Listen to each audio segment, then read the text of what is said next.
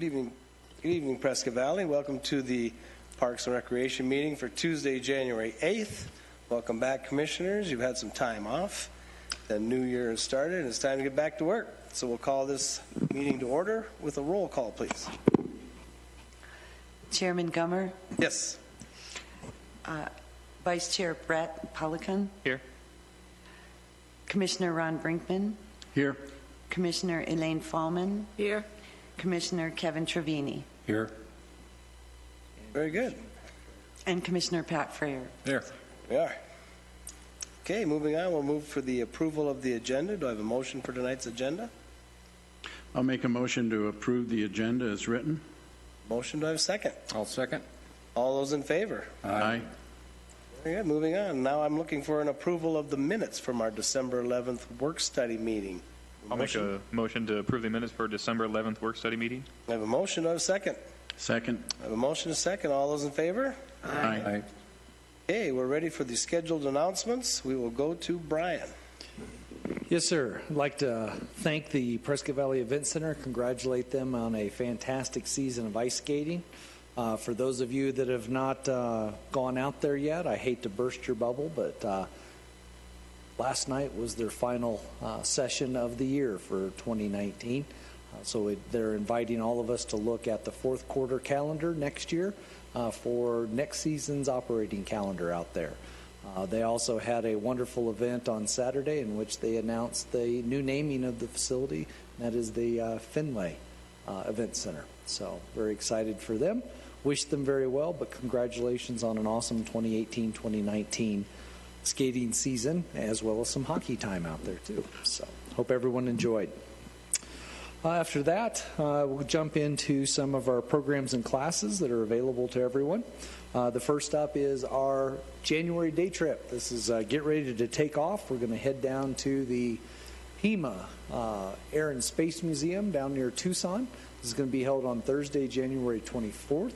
Cost of $45 per person. This includes admissions, lunch, and transportation. You can register online at pvaz.net or give us a call at 759-3090. Next is Be a Better Basketball Player. This next camp starts February 12th, runs throughout the entire month of February. Cost is $30 per participant for ages 7 through 17. Again, register online or call us at 759-3090. A new year, a new you. That's all the wonderful resolutions coming into 2019. So check out our many group and class activities. Get ahead and start off your new year resolution with a big bang. We have yoga. This includes chair, AM, and yoga nidra. We have tap, ballet, and jazz for our youngsters, piano, guitar, bass, ukulele lessons, kids Zumba, 50-plus group fitness, 50-plus aerobics. We even have an awesome basic dog obedience class. We have a woman's exercise boot camp, hula dancing, art club, youth basketball camp, and much more. To see programs and activities and classes, please visit us online or call the Parks and Recreation Department at 759-3090. Need a little relaxation in your day? Come try Yoga Nidra. Release stress and tension by learning the yoga practice for ultimate relaxation. No actual yoga experience is necessary, just the ability to relax. Classes start up in February. Give us a call or register online. We also have men's and co-ed softball leagues registration taking place. We're looking at co-ed D1, 2, and 3, men's D1, 2, and 3. And depending upon the sign-ups, these leagues might also be combined. Our season takes place March 3rd through the 12th on Sundays, times noon to 7 p.m. There will be no games on Easter weekend. And our registration will open up starting actually on Monday and go all the way through February 10th. There is a maximum of 8 teams per division. Our fees are $270 per team, includes 7 regular season games plus 1 tournament for the top 4 teams in each division. A scheduled managers meeting will be held on February 26th. Again, for more information, visit us online, give us a call, or register with us as early as possible, as it is a first-come, first-served basis program. We have a wonderful and cool, neat little program here, Making Socks. This is for the intermediate level knitting workshop. I'm looking forward to what staff comes up with here. We have Miss Lorna Crooks. This is a 4-session workshop learning how to knit your own socks. Cost is $40 on a 4-session workshop. It's open to ages 13 and up. Takes place January 28th, February 11th, March 4th, and March 18th. These are Mondays from 11:30 until 1:30 p.m. right at the Civic Center. We're located on the 3rd floor in room 330. So again, visit us online or give us a call. We also have our guitar, bass, and ukulele lessons, as we mentioned earlier. These are on Mondays and Wednesdays between the hours of 2:30 and 7:30. These are scheduled activities on a monthly basis. Enjoy our instructor, Pete West, as he takes you through half-hour one-on-one lessons. And we look forward to having you come on board. We take for all levels, beginner to advanced. Pete is an extremely skilled instructor, so take advantage of this great opportunity. And last but not least, our 2019 Daddy-Daughter Date Night is being held on Friday, February 22nd, 6 to 9 p.m. This, again, is limited space available. You can complete your registration online at pvaz.net or calling our offices at 759-3090. Cost per couple is $35 with an additional daughter at a rate of $15. The attire for this, daughters ages 3 through 12 have a dress, and the gentleman should be wearing a sport coat or a suit with or without tie. That is our exception. And we will be moving our event to the event spot located on 1st Street. So this is a very exciting atmosphere, and we have some new twists and designs in regards to our programming. So take advantage of this. I believe we're already at 60 to 70% occupancy, so don't take too much time. This registration is open and available now. I believe with that concludes our updates on programs and services. Well, I guess you can't really say there's nothing to do in Prescott Valley. I mean, if you want to find something to do, it looks like we're offering plenty right now. Any questions or comments for Brian? Hearing none, we'll move on to the director's report with Brian. Oh boy, 2 months worth of good stuff, and I tell you what, highlighting too much of it would be a bad thing. So I will open up the door to any questions, interests, or concerns that you might have concerning the department's report as a whole during the time frame of November and December. There's quite a list of different activities and services, research, planning, programming, so you name it. It is quite the buffet. I know one thing, Brian, that you had, and I don't know if it was in November or December, cutting down 3 willow trees at Antelope Park. Yes. The northeast corner, there was a really bad one. I made a note, I've got to call, and by the time I went back there for the second time, it was down. That was a really bad tree. That was dropping limbs. And so Yes. It's a good thing you got that one down. Unfortunately, with willows, their lifespan is pretty short. They're a beautiful tree. That was a big tree. Yes, it sure is. And so basically what happened is it was basically at the end of its term. So we had a windstorm come through, really opened it up, showed us basically its total health condition that was in. So we took advantage of that. Part of one of our components of our Tree City USA this year is one of our goals was hazardous tree conditions and workshop and training. Unfortunately, this gave us a real case scenario to hone those additional skills and knowledge base that we had grown. So we were able to accomplish that. We did it without any loss of equipment. The surrounding landscaping, the fencing that surrounds that park and the athletic field there. So, and of course, all personnel came out completely unscathed, which is the ultimate goal with all of these types of things. Could you please explain to me the type of fertilizer you put down on the grass for all the parks, including Civic Center? Well, I'll tell you what. It's a strange-looking fertilizer. Well, I had to do a double take on that one. Yeah. Basically, when we go through our both directions on this, whether it's a spring startup or it's a winter or fall shutdown, we do a lot of variation work ahead of time. Number one, so we get not only moisture, but also these nutrients that we put down. And in most cases, unless there was something more specific, and I may not be aware of it, but it is a pellet type form that we have that put down. And depending upon the time of the year, there's different chemical component levels. Basically, what we tried to do in the winter is we try to get that driven down into the roots so that it's surviving that winter, whether it be a dry spell or a cold spell. And in some cases, as we started off, our year was extremely dry. But then now we talk. This was in the fall. It was. Yeah, so it's probably that drier time of the year and working all of those things out. So that's really to hold it down in the roots so when the temperatures come back up, it's able to drive. And then also accept what we're presenting to it during the springtime, and that's ultimately to get it going in green and moving that forward. So we have a couple of different ways that we apply, whether it be direct injection. Generally, this is a pellet form where we're able to distribute that. Large pellets. Yes, large pellets in doing those types of things. So that's what we work in. I haven't seen that done before, so Yeah. made a note to ask you. Very good. Any other questions, comments for Brian's report?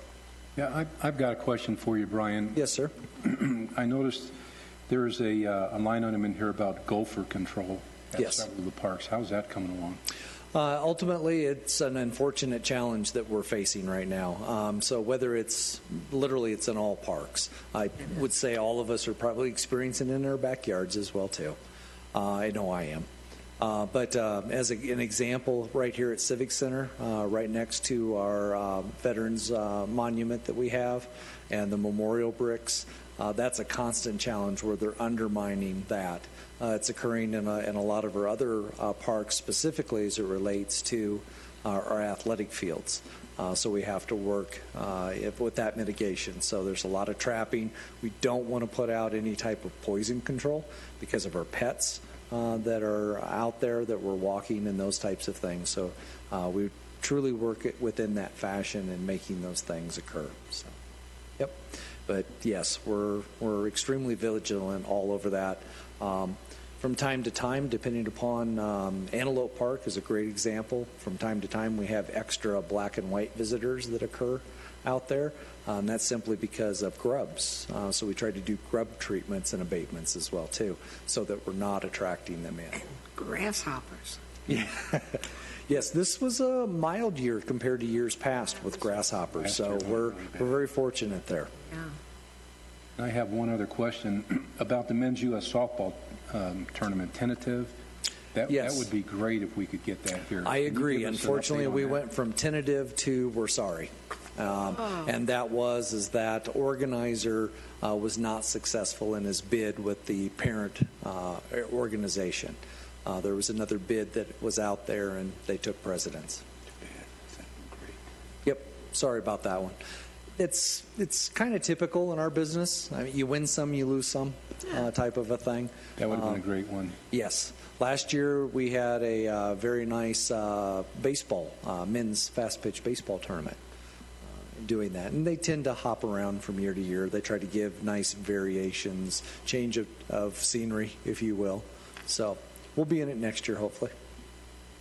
This was the first application with them. So there might have been others that were, let's say, ahead of us in regards to just their application. Could be comfort in past operation. It might have been a cyclical situation, much like what we do with the Junior College National Tournament. We could put in a bid every year, but more than likely we're not going to get it but every third, maybe fourth. Yeah, that was a great draw last year. Yeah. Filling up a lot of the restaurants and the hotels. And Yes, sir. Oh, Yep, and that is our objective every single time we go through that process of tournament application. Most definitely. there's always next year, right? Yes, sir. We never give up. Any other questions, comments? Hearing none, we'll move on to the director's report. So as we're always looking to the future of our parks, I always try and find something that's going to be futuristic for us to maybe think about. So I ran across an article that says parks are a key ingredient to building the communities. The future park studies have shown that park designs can be associated with lower risk of obesity, cardiovascular disease, diminished mental health, and other health-related concerns, which shows there is more opportunities to be thoughtful about in the roles of parks and what we can do to promote their wellness. For example, quality parks can enhance the quality of life in ways that encourage people to explore the outdoors, meet others, and engage in various types of physical activity or exercise. Parks can also promote youth engagement, walkability, environmental quality, and social improvements. Parks can also deliver safe and affordable venues for physical activity. Many communities around the country are developing strategies to promote health. Quality parks and green spaces can play a big part in promoting health and wellness and have proven to be successful. October 10th, 2018, marked the first year of the 10-minute walk campaign. And what that is a bold new vision that every person in every neighborhood in every city across America will have a park within a 10-minute walk of their home. So over 220 mayors across the country have signed on to this plan. So the future of parks is going strong and even helping people in their communities to get out and get healthy and bring friends and family together in a fun environment. So as we think about some of the parks we might be looking at in our future, if we could also throw in variations of maybe some kind of exercises and trail, of course we all know trails and walking paths and things, that's always something we could always tie into a park that doesn't take a lot of money. And we're always looking for the wellness. Since the new playground equipment in George Anderson, our plan has worked of bringing older kids and younger kids together to help show climbing and helping them up the ropes and doing the things. And I'm seeing more and more parents out there, instead of sitting on the bench, they're actually walking around the playground equipments and having fun with the kids just as much. And with our proposal and new thing coming to Mountain Valley Park, the new pieces coming, it's going to be huge. And we are looking at the future, because now we're engaging kids to get out, to play, to exercise, and the parents and the others are following along. So I think it's great of what we've done and the way we're looking at the futures, and I know we'll continue on. Any questions, comments? Okay, hearing none, we'll move on to the tree advisory.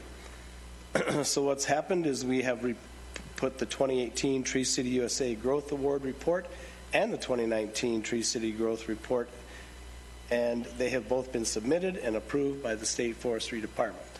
Just waiting to hear back on that. Yes.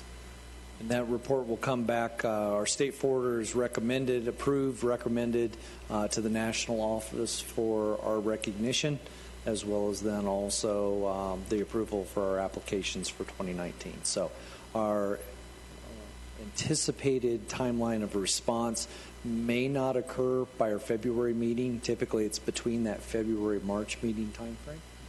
But I think everything's looking good. I was able to speak to our forester the day after Christmas, and she was very pleased in regards to what we had accomplished, not only with what our planning was for the year, but the added extra elements that went into that. So she was very happy it wasn't the base minimum, it was above and beyond. So it's good stuff. Very good. Any questions, comments? Hearing none, we'll move on to old business. We'll do capital improvement projects updates. Alrighty, so I wanted to take a little bit of time. We've had some continued successes with our capital projects, whether that be capital equipment or capital projects themselves. So wanted to kind of review a little bit of where we're at, what we have done, what we have recently accomplished, and then what's still in the works of doing this. So some of our finalized projects, of course, as you remember a few months ago, Ms. Kathy was extremely excited with the new office copier as well as the staff. It's a networked unit. It's taken the place of multiple pieces of equipment. We don't have a fax machine anymore. It's integrated, full black and white, color, multiple sizes, all of those good things. And it has a few million less than the other one on it. So fresh wheels. We have our athletic field painter in, Quailwood Playground swings are in. If you recall, we removed a fiberglass rock climbing piece out there that was failing. The big request from the neighborhood folks out there was the need for swings, as they were absent from both the HOA environment as well as the town environment there. So that's been a very good item there. Generally comments just about once a month coming in regards to thank you, in doing that. Then also we had our community fishing program out there. You see Mr. Jason in the catfish in hand doing that. That program's going very well. Our new signs have been delivered, so they're going to be installed and facilitated here in the next couple of weeks, ready to go. There has been changes in the limits on the community fishing program, so those signs will reflect those updates. That's been a little bit of the delay because that was some of the pending rule assessments coming from the Arizona Game and Fish Commission there. So those are some of our finalized projects. Recently completed projects, you see the bright orange piece of equipment down there at the bottom. That's our new utility tractor that came in, so we're very excited about having that piece. We also were able to seal and restripe the Mountain Valley Park parking lots in their entirety. So hopefully you got a peek at that. I know I'm weird. That excited me. It looked beautiful. It was nice to see a nice, beautiful uniform with striking colors coming off the stripes. Again, I'm just a little different that way, so that was a cool thing to have done, and hopefully it will take that parking lot a lot further down the road. We attended an awesome playground ribbon cutting ceremony. That's our upper picture there over at George Anderson Park. We were able to dedicate that new playground. Had a ton of fun over there, enjoying all the youngsters. And there's a little guy right behind the bow there. I don't know if you got to see him there, but he helped the mayor cut that ribbon there. So that was a pretty awesome thing. And then after we were all done and gone, it was extremely funny because we couldn't find but just a few children during the ribbon cutting ceremony. But as us old fogies all kind of disappeared from that environment, by the time I walked away and finished packing up, there was 12 kids just going crazy all over that playground. So that was pretty cool. And doing that, and then plus they stole all of my balloons from me too. So doing those things. And then the lower picture there in your, I believe it's your lower right-hand corner, that is our new athletic field infield groomer. I know that's a lot to say there, but basically this particular piece is extremely exciting for the staff. This is going to be helping us tremendously at the sports complex. This is, you hate to hear those all-in-one gizmos type of conversations, but this item is pretty exciting for us because literally one guy on one piece of equipment can literally hit everything. We're able to level, we're able to groom, we're able to drag, we're able to do lots of things in this, and it's a new piece of equipment. This is the third one in the state of Arizona, and surprisingly enough, they have them at the training complexes down in the valley. So we're pretty excited running across that. That was another good find via staff being able to attend trade shows and conferences, being able to help enhance their knowledge base as well as then also technology that's out there and available for us. So those things have all wrapped up. So our completed list is growing leaps and bounds. Next, these are projects that are in process. We have our gymnasium products. This is our volleyball and other gym-related equipment that will be coming into the Boys and Girls Club expansion project that's going on. That's another one of our items that's down here.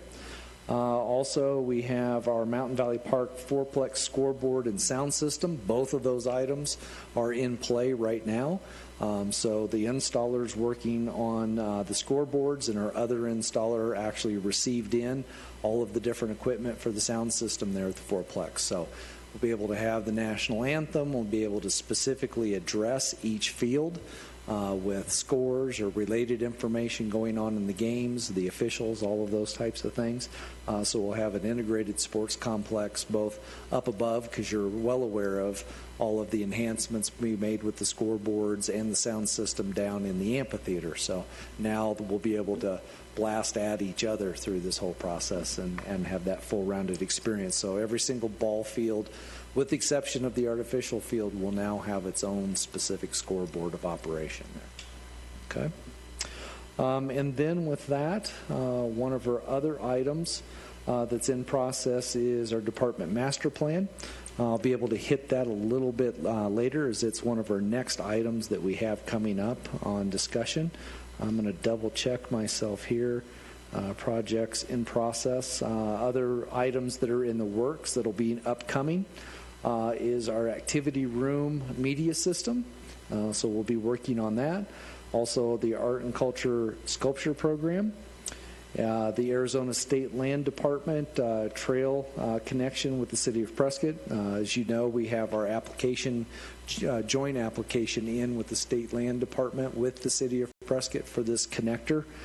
So that we'll hopefully be getting some feedback on that. We'll be able to progress down the trail, if you will, getting that moving forward.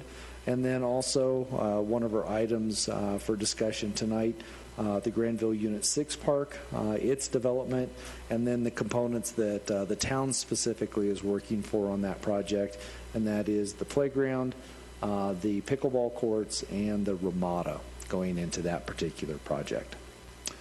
So that is our updates in regards to our capital programs that are underway. Good. Any questions, comments on capital projects? I still think the most exciting is the new copier. I agree. I think your staff is just so joyous with the new copier. Real quick, is Game and Fish stocking the urban lakes now? Yes, they are stocking both Urban and Fane, and they are fully adhering to that pre-programmed schedule. That was part of our intergovernmental agreement that we have.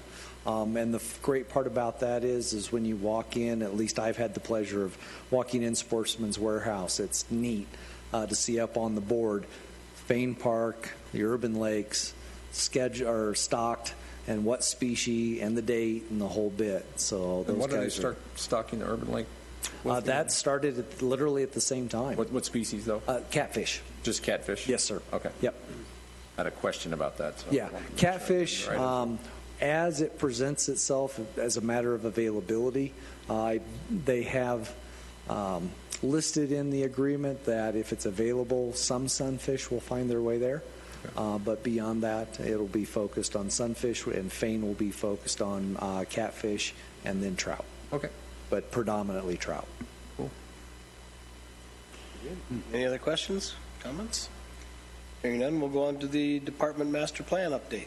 Okay, first I would like to thank you, commissioners, for all of your help over the course of many work studies, many of which probably put you to sleep. So I appreciate your focus and attention to that in doing such. But what I wanted to present to you this evening is the following schedule. These are some of the milestone dates that we have for our project. This is a notice of invitation. It's going to start this Sunday, as well as then the following on the 20th. We'll have an issue of our request for a proposal that'll take place and run through January 14th through March 4th. We'll have a non-mandatory pre-bid meeting on January 31st. We'll have questions due from any potential vendor completed by or received by February 4th, allowing us time to be able to respond to those. We'll have a proposal due date of March 4th. We'll have invitations to interview sent out by the 15th. Selected consultant interviews. This could be 1, 2, 3, 5, whatever the magic number turns itself into. That'll take place on 3 days, March 27th, 8th, and 29th. We're anticipating review negotiations, review work study, and request for council action on April 25th, if all things proceed as scheduled. And then we have dates to be determined as it relates to draft reports to be submitted to the commission, and then formal presentations and final report master plan presented then to town council. So that is our milestones and schedule. So Did we We're get a moving. copy of that, Brian? Yes, ma'am. You'll actually receive a full copy of the proposal when that RFP is released. Yes. Good. Any other questions, comments, master plan? Hearing none, we'll go on to the New Year's Eve report. All right. Oh, got it held to myself. All right. New Year's Eve. Happy New Year's, everybody. Welcome to 2019. I hope that you stay at home. I hope that you didn't jump out there in traffic. I hope that you enjoyed fully the wonderful snowscape that we had, as well as our New Year's Eve fireworks. I had many joke and pun shared with me during the bonfire ceremony. A lot of folks had a hard time believing the amount of assistance that I had distributed throughout the bonfire trying to get it lit. But we did prevail. So thank goodness for that. But 4 inches of snow, just a matter of a couple of hours prior to the lighting of the bonfire, made it a little tough on me. But we got that rascal ripping and roaring. We had a good time. There were about 100 folks on site with me, as well as with our staff members. They were slipping and sliding, enjoying themselves to the fullest. We had a fantastic fireworks display, so I hope everyone enjoyed that tremendously. Not only the 8:30 show, which I thought was, how do you top that? And sure enough, at midnight, those guys came through. So kudos to our pyrotechnicians. Sorry that our first responders couldn't join us, but they had a bigger job to do. They were scheduled to join with us for some hot cocoa and some s'mores and other fun activities and events going on. But they had another assignment that particular night, and I'm very thankful that they were there to do that job too. So, but I would like to also thank my few staff that didn't get drug out into snowplow detail that particular evening. They bailed me out quite a bit, so I appreciate their efforts. But we had a heck of a good time, and it was a beautiful environment to be in. I'd like to also thank Mr. Abels. I think he photographed a really cool image for us. So, Charlie, thank you for that. We'll definitely be using it quite often in doing so. So, pretty cool image there. So, may 2019 be full and fun and vibrant and exciting. I know from a commission standpoint, boy, your hands are going to be full along with me as we go through this process of master plan development, because it's going to take us into 2019 really fast, really strong, and we'll probably even tiptoe into 2020 as well. So it just won't be an overnight deal. It'll be fun and exciting. So quite deep. Mm-hmm. So it was a little too bad we got so much snow, because I'm sure it put a damper on people traveling out, and we're kind of thankful they didn't, to make it easier for first responders and things, because it was a lot of snow in a little bit of time. Yep.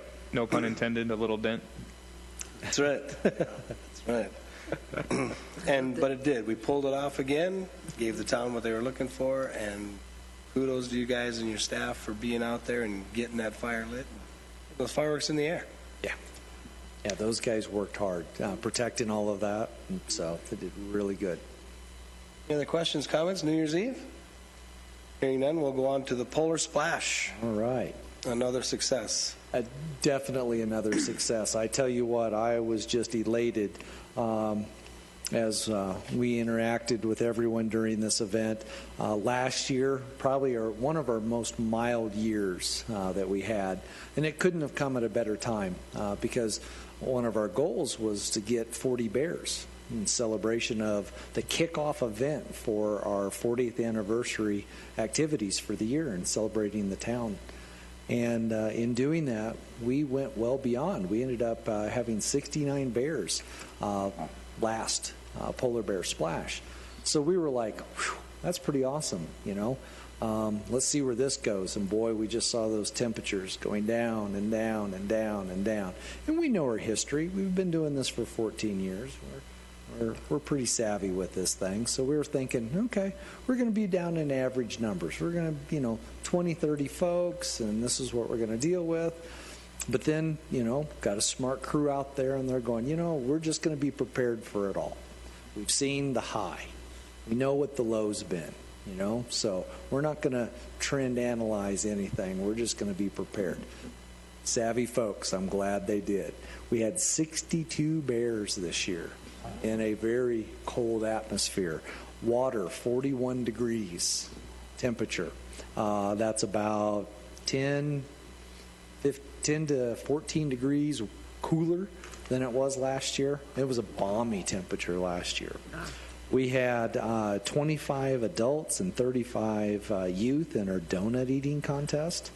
We had 36 entries in the ice cream eating contest. Both of those events, hands behind the back, slam your face right in it.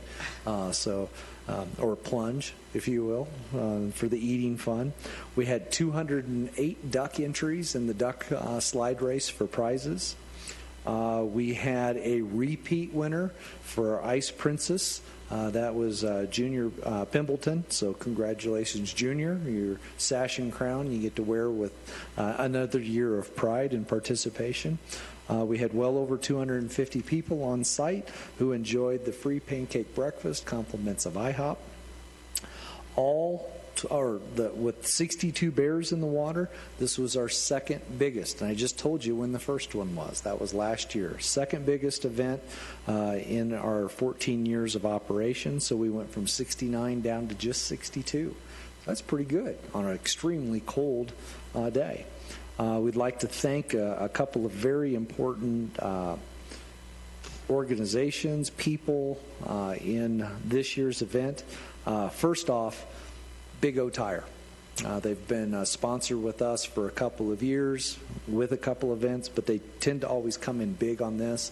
We had a warming tent out there, but Big O helped us so that every jumper got a hat, and they also got a free oil change. So they were guaranteed coming in the door with fun. Then we'd also like to thank Joe and Ann Thomas. They were out there helping us, a great husband and wife team. They help us with tons of other events that we have going through on throughout the year when they're not traveling. So I think I'm going to steal the tires off their trailer so that they don't go as often in doing those things, because they're a definite asset to all the things that they're involved with here with us. And then also we had the Spring Ridge Academy that was on site with us and helping out with all of our different activities. And then we had, believe it or not, we had to get them to participate, because they're like, no, we're having more fun helping. I'm like, no, you guys need to play too. So getting out there and doing those things. But just kudos. A lot of fun, a lot of involvement. Of course, Arizona, a hometown radio group out there doing the live remotes, all of those kinds of fun things. But without all of our sponsors, and we've got dozens upon dozens of sponsors, without them, this event and many of our other events would not be the same. So don't think that it was too little or too much. Anything and everything that you do in sponsorship of these events allows them all to be free. And I think that's a great testament to a lot of our programs and services that we're able to provide to the community here in Prescott Valley, is because we have that sense of community that comes from our business owners supporting the programs that invest in family. And so that's very, very much from the heart in regards to my appreciation, the staff's appreciation for those contributions of doing this. And in this case, we're addressing 62 bears, and we're able to do it right off the bat. So cool stuff, literally, and an awesome staff to go right along with it and being able to do all that, and tremendous volunteers as well. So with that, I'm happy to answer any questions, New Year's or Polar Bear.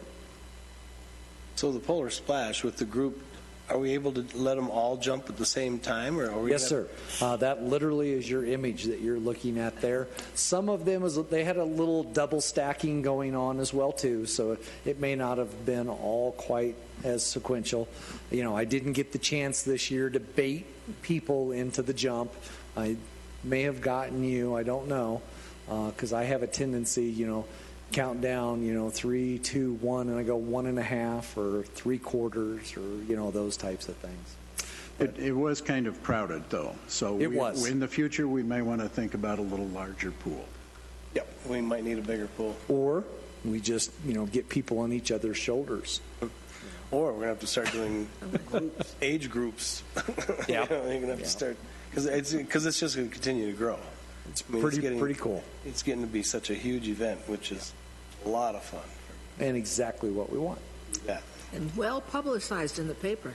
Yes. Well, and AZ Signals, I don't know if you guys had the chance to be able to look at that, but they did an awesome after event, a review of the event. They did interviews with participants and those kinds of things. So it really gives people, if you've not come to the event, a great insight so that they can get that on their schedule and pencil it in for the first Saturday in 2020 for the 15th anniversary of the Polar Bear Splash. Very good. Next year we can hit 70. I like your thinking. Yeah. Any other questions, comments for Polar Splash? I'm sure that Elaine and Brett will easily jump in the pool next year for your... Well, you mentioned Oh, that's with category, you. How about so that? maybe Yes. commissioner You did it category. once, didn't you, Buzz? Twice I've You done. did it twice. Mm-hmm. Been sick ever since. Buzz, he's always been a double dipper, right? So, Not this year, though. No, this year I was out of town. Otherwise, I'd have loved He to was out of have... town, all out right. of town. I would have done my Mark Spitz. There you go. So moving on, we'll go to new business with Granville Unit 6. Yes. Can I interject one quick little... Well, no, let's go ahead and hit that. Let's see what we've got here. Granville Unit 6, as I mentioned in our previous slide, we were looking at some of the town's capital projects coming in. We had mentioned Ramada, we mentioned pickleball courts, but one of our items there is our playground. And one of the deficits that I have reviewed with members of the public via Citizens Academy, via budget development conversations, and that's one of the tours that staff are on right now, coming into the planned communities and public meetings that we have. We've had discussions over the year related to playgrounds, and making sure, as well as sharing and educating the fact that our playgrounds are ADA secured, ADA compliant, from safety surfacing to transitions to all of these types of things. But the one thing that has repeatedly come out, a trending that's been going on for a number of years that are out there in the playground world and business, is this aspect of inclusionary playgrounds as well. The simple fact of playgrounds that are designed so that if you're chair-bound, you don't have to leave the chair to access it or to become engaged in that activity. And I'll show you some examples of that, especially as it relates to our Mountain Valley Park playground expansion that we're going to be doing. But on this particular one, because of this level of focus that we're really wanting to work on, we have found a great manufacturing vendor. Matter of fact, George Anderson Park Playground is that vendor that is really wanting to work with us and really bring about a program that focuses on community engagement through the design process, that wants to work on community education through the design process, that also wants to help create a program that helps create national focus and attention, that can be repeatable in other communities like ours. And they're really wanting to come on board and engage this community, this commission, this staff through playground design and development. And I think this particular playground would be a very wise investment of going down this road because it's past due. Okay? So what I am proposing to you is that we go down this path of designing and developing a ADA compliant and inclusive environment, and we recruit professionals, direct supporters, direct users, direct support staff that all work within this environment. So if you're physically limited, if you're restricted, if you're working with mental development, mental disabilities, that whole gamut, so that we're able to embrace this entire concept. We go through this and we gain a knowledge base that is working, living, and now can play in our community so that they can help this commission, along with our vendor and our educators, that we can create within the budget limitations that we have, and if we can find more budget to add to it, we will, via grants or donations or what have you, this particular playground over at Granville Park. And so therefore, I would like to get you all to sign off on this concept and would like to work with you in regards to developing this advisory committee that we literally go out and recruit. We'll go through some application processes. We then present to you for your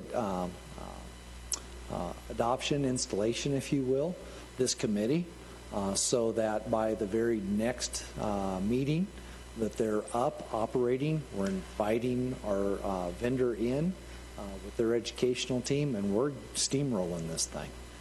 Because my goal is that I would like to have 1st of June into June, somewhere in that window, summertime play opportunity at this site. That's my goal. And I'm willing to fast track this thing to get it moving, but I want to do it in the right way as much as I possibly can. And I think it requires this level of involvement and advisory commitment to you all to get this thing done. So, I've said on my end. It sounds like a really a good idea, and you know this brings in a lot of community groups that typically we would not involve. So I think there's a real opportunity here. So do you have some thoughts already on who you would bring into this? Well, I mean, I'd really like to reach out to our school system, our educators. I'd really like to reach out to families. I'd really like to reach out to medical professionals. I'd like to look at support personnel. When I say that type of thing, folks in Special Olympics or things beyond that even. So those are just kind of my arena areas that I would like to see that level of participation. They know. YEI would be another great resource. Yes, sir. Exactly. And, of course, the staff from the playgrounds themselves. Yes. They're very educated in what they Very, very much so. Yes. So do you need a motion from us to do this? Or Ultimately, just I don't necessarily need the motion. I just want to make sure that we're on track together. Yeah. Well, from my part, I like it. I like community involvement. This would bring in facets that we may typically not see. I think it would be kind of exciting, really. Oh, you bet. To bring all these people together and see what we come up with. We don't normally have this type of opportunity. This may be the future. And that's ultimately really kind of the point I'm making with all this, because we've talked about the need. We understand the needs there. We've had the needs expressed to us. So I think the timing's right. And I'd like to just be able to take advantage of that. I mean, literally, the budget itself is nearly twice as much as what we were able to accomplish at George Anderson, but we have twice as much need to be able to make the full accommodations out there. And when I say things like that, the rubberized surfacing, I don't want to do sections. I'd love to be able to do the whole thing. So that it's every single aspect of this. Not to say that our engineered wood fiber doesn't work. It does. Doesn't give you everything. So it's that type of stuff. And that comes with a healthy cost and being able to do that. So that's, again, where I want to grow our knowledge base as well too, as well as grow our staff knowledge base. So just pulling all of these pieces together, I think this is the right time, budget-wise, location-wise, site layout fully fits this mold really well for us. So I'd like to I think this is an advantage that you and the community have, and I think this is that opportunity. Yeah, I really like this, and this is kind of, remember a few meetings back, Buzz was talking about we need to look at the future and not just have the standard configurations, and we've all really come to adopt that, and this is a real opportunity to do that. I would say let's go ahead. Okay. I think our eyes would be opened quite a bit when we can sit down with families and people that are involved with the ADA needs and things, and we would be surprised, I think, just how much input they would really have and education Yes. they could give us. Yes, I agree. I think this is a wonderful concept, wonderful idea, and I think we should fast track this. Absolutely. I agree. Okay. Questions, comments? The only thing I would add is that you do have on your agenda item 12B. This ties exactly to this conversation. This would be the purpose for this work study meeting. So these would be the processes that I would be working towards of getting ready, bringing to the table. We'd have our regular meeting on the 12th. We would try to assemble this group, install them, if you will, and begin the process, the work study, bringing in all parties, all players, and just start steamrolling. You bet. Okay? All right. Yeah, I think that's a good idea. I see that'll be in the auditorium here. Is this? Yes, this would be, again, another one of our meetings open. There's going to be lots of folks here. So, Yes, yeah. exactly. So this is our beginning. Yeah. Okay, very good. Okay? Any other questions, comments? Moving on, we'll go to other. Anybody have anything they'd like to? I do. Yes, of course, sure. That guy.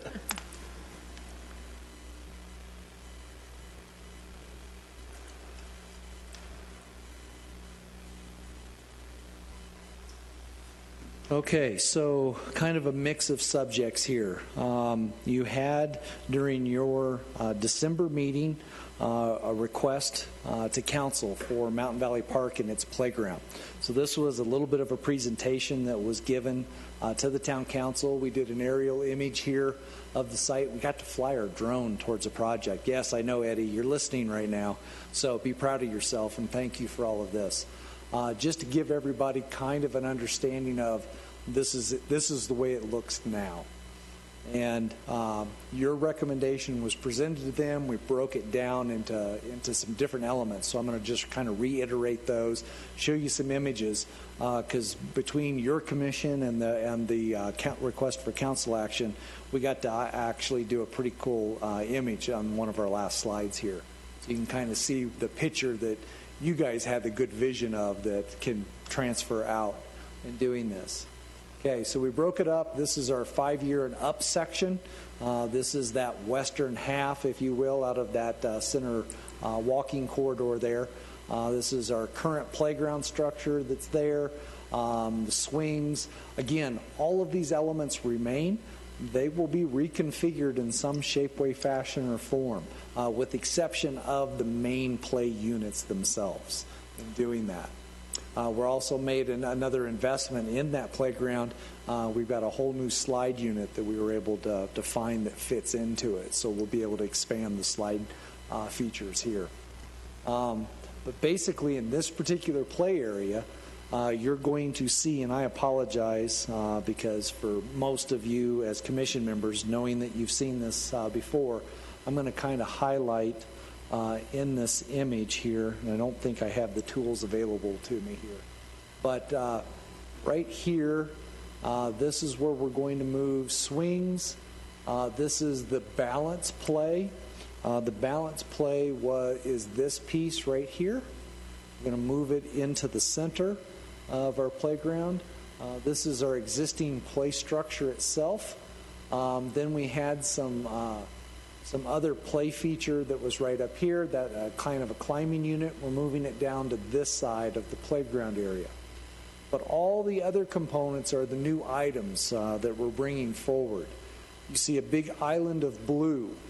This is all new pour-in-place rubberized surface, so that those of us that are chair-bound, you'll be able to roll directly right off to the sidewalk, nice, smooth, quick, fast surfacing into a really neat merry-go-round product that is a full transfer directly right on. We have some bench seating here as well, but a direct engagement activity that's pretty awesome right there. I'm going to transfer to another slide. This kind of gives you a ground level perspective. So again, there is that component here that we were just talking about on the ADA rubberized surfacing. Next to, adjacent to that is basically, I call it the monkey tree. This is a large cone-shaped climbing rope object. It's two-tiered so that you're able to climb up through that. There's a little perch up top, a little captain's seat up there. That rascal's about 14 foot tall, so you can really go up through it. It also spins as well, too. So that for those ornery, devious folks like me as a kid, you can have a ton of fun there. And then the Big Orange Crush. I'm going to give you a couple of different perspectives on this. This is a pretty cool climbing unit there.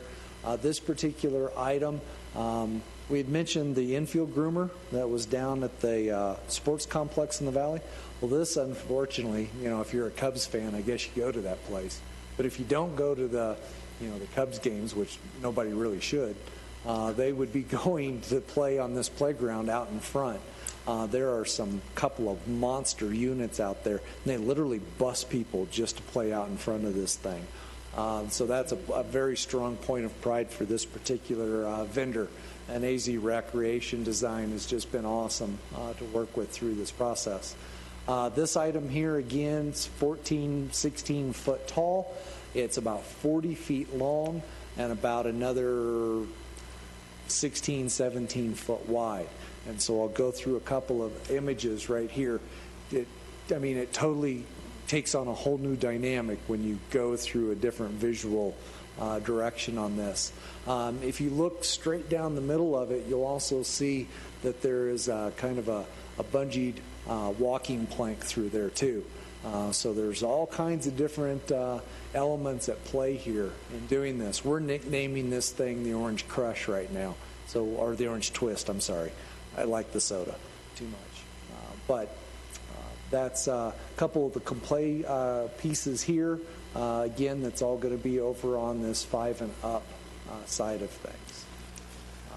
This is kind of a top-down view, so you're seeing how our swings move and all of the climber and balance play units all kind of move around in doing that, and how it will fill up our site. You're seeing a lot of new green as it relates to the containment border, so we're going to be growing the space a little bit too in order to have full engagement of all the different activities incorporating this new play. So that's this side. Now we're going to look at the 5 and under side. This is the way it looks now. Again, we're transitioning opposite of the 5 and up side where we had the pour-in-place rubberized surfacing. Again, the same intent on the 5 and under side, but this is kind of like going to Disneyland and getting in the teacups. You kind of engage into this particular unit, and you can spin yourself and develop all of your arm and shoulder strength and spinning around like crazy, kind of like nice big sofas in there. And then up north of that is Spider-Man land. That's the only way I can kind of phrase that. But this is a really cool little fun ground play unit, again mimicking the other and older play side of things for our youngers. And then in the center of this rascal, again, is a nice little fun kind of trampoline play effect out through there. Our color palette, again, we've chosen the blue and orange, so we have continuity out site. We feel that it works well with our blue and beige that we currently have on site. with our current play structures as well as our ADA swings that we have out there that, again, will stay. And it's just another visual in regards to this particular play climber that we have. And then this is a top-down view on these current, new, and existing play pieces here. So this is your before, and here is your after. Nice. So this was the slide that I was excited to be able to share with council, and how committed our vendor is to be able to share with us how everything will look and how it will work. So, and yes, I understand. Reception from council.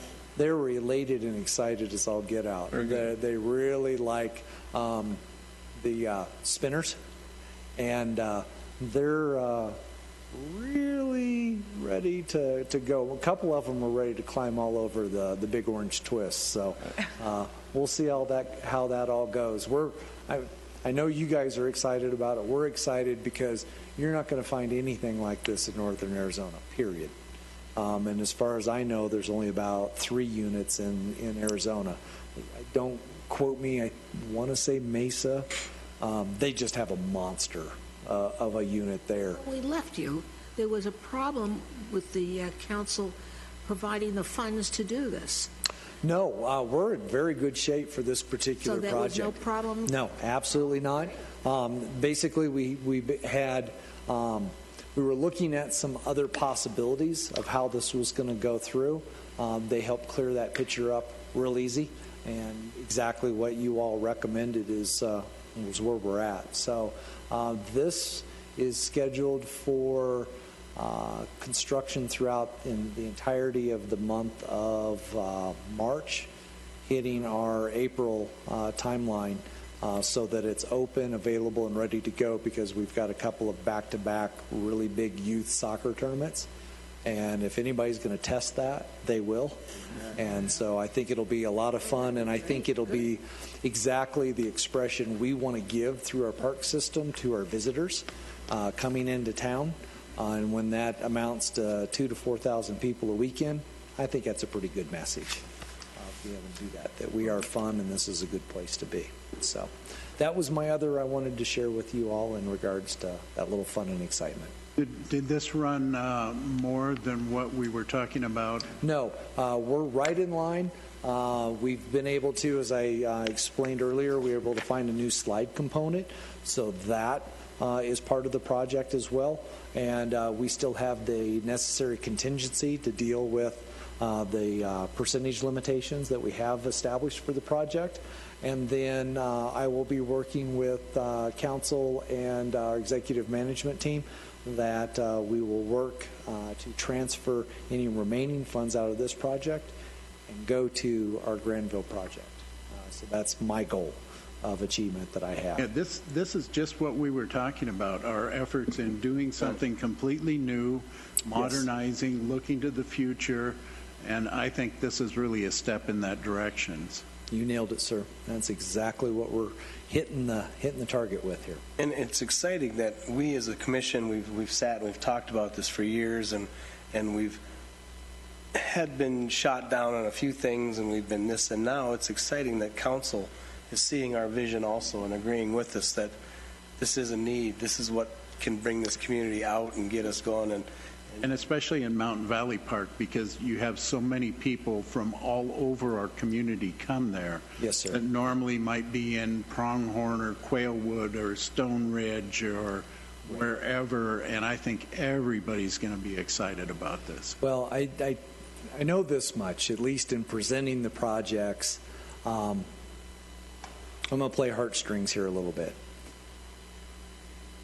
I don't get to talk to all the council members all the time, but there's a few of them I definitely get to interact with more frequently than others.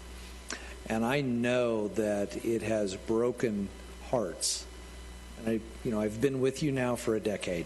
And unfortunately, when I started, I was going downhill, in regards to economy. And our Parks Department needed to do what it needed to make happen so that we could shoulder things, so that we could make sure the essentials were going on in our community. And every department did go through that. There's no ifs, ands, or buts. There wasn't a higher level of preference in those types of things. But as we came out of those hard times, we unfortunately had to take the back seat, and it was required because there were many other things that literally everybody else wanted to deal with too, but simply the prioritization needed to be put where it was at.